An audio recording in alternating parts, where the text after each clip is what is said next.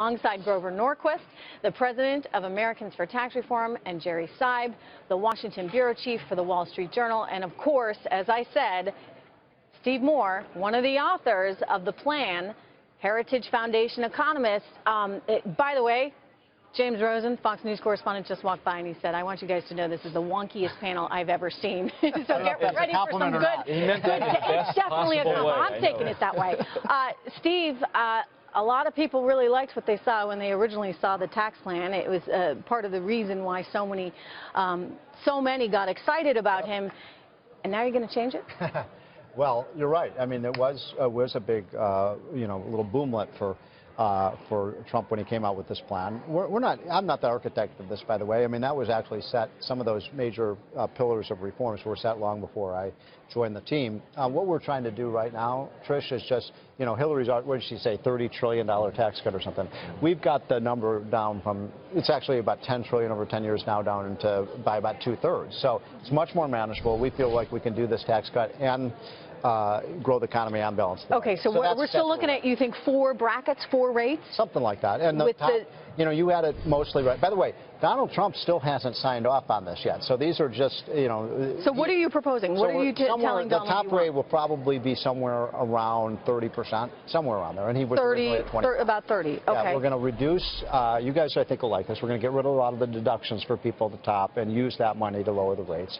But the heart of the plan, as Grover knows, is that cut in the business tax rate. So we're going to get it down to 15%, which we think is going to cost businesses. Guys, I'd like your reaction, but feel free to ask him questions as well. Well, there was another aspect of the original plan that got less attention but was really striking, which is the sheer number of households that were taken off the tax rolls entirely. I am curious, among other things, how much of that can live on through this, because you do have a political issue here. You have to be able to say we're going to build up the military, we're going to pay for better veterans benefits, and we're not going to blow a hole in the deficit. So I know where you're coming from. I'm just curious whether the shrinking of the overall size of the tax rolls is still going to be a feature. So, I mean, it's a great question. We're trying to deal with that because I'm talking personally now. I think everybody should pay some tax. We've got a system right now, Jerry, as you know. What is the number? 35 to 40% of tax filers don't have any federal income tax liability. So.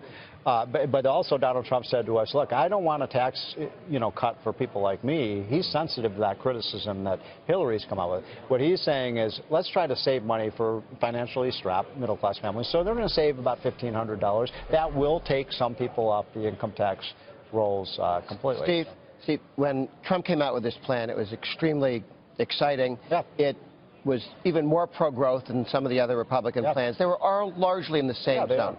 The one thing that Trump didn't do that a lot of the others did is have full business expensing on the corporate side. We got that.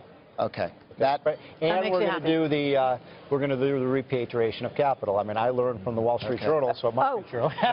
This is important. This is important. This is huge. It's about, for the viewers, I mean, you got $2 trillion sitting offshore, working offshore because these companies can't bring it back because you're going to get taxed. Because of U.S. stupid laws. Right. So your incentive is to just keep it over there, and other countries are benefiting from it. So how are you going to change that? 2004 or 2005, around then, we did, remember that repatriation holiday where companies paid a 5% tax.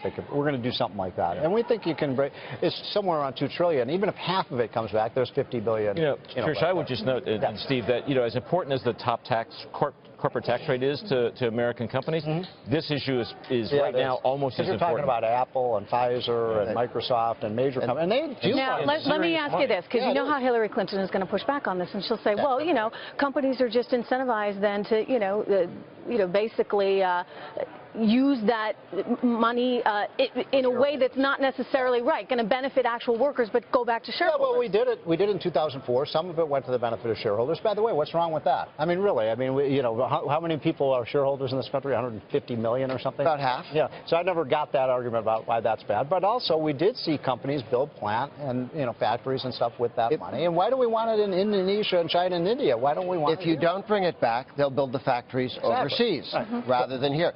Hillary should take the blame for this law. This could have been fixed. Obama told a lot of the business community that he was going to fix this. It's been 8 years. He's never moved to help on this at all. And I think it's about time they got out of the way. Tricia, I'm not entirely sure that will be the argument from the Clinton camp. What will it be? I think it will be, it's fine, let's do the tax repatriation, but let's take a big chunk, if not all of it, to spend it on infrastructure. And that's maybe there's a deal there. Trump wants to, build more. But I want to inform you guys about something else and get your reaction to it. So, and that one of the big changes we're making, and which is also in the Paul Ryan plan, is really change the way the corporate tax structure works. So in my opinion, Grover, we got the dumbest corporate tax you couldn't come up with anything dumber.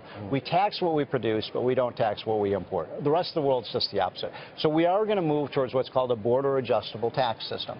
If Ford Motor Company makes a car here and sells it abroad, we're not going to tax it. When Toyota brings a car into the United States, this is GATT legal. You can do that, and most of the other countries do that. So it's going to, and I think finish that sentence. When Toyota makes a car abroad, when they bring it to the United States, there will be a tax on it. The 15% corporate tax will be applied to, because it's almost like a consumption tax when it's consumed. What's your reaction to that, guys?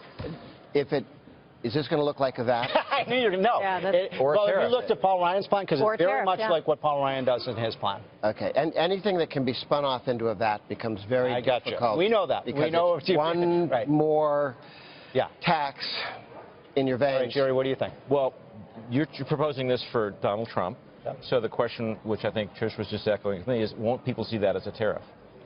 It's what the rest of the world does. See, this is a point that I understand. I guess I'm asking a political question. Right. Maybe that'll actually help. But this gets around the trade problem. If people see it as a tariff. No.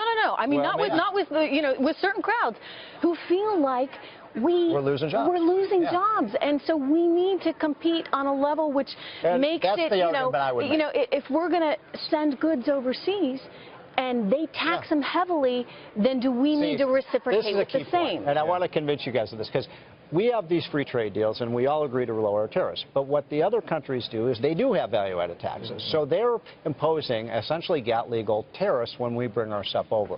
We're like the only country in the world that doesn't do that. So I think Trump has a point here. We're putting our manufacturers at a disadvantage.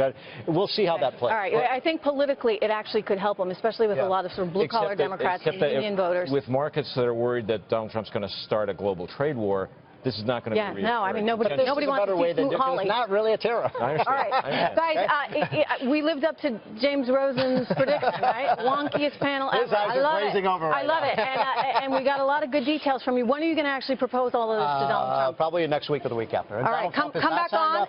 Let's do this again, all of us, and we'll I think I made some progress with Jerry and Grover. If I can convince these two, we've got a winner. All right, it's all happening here live on the Intelligence Report.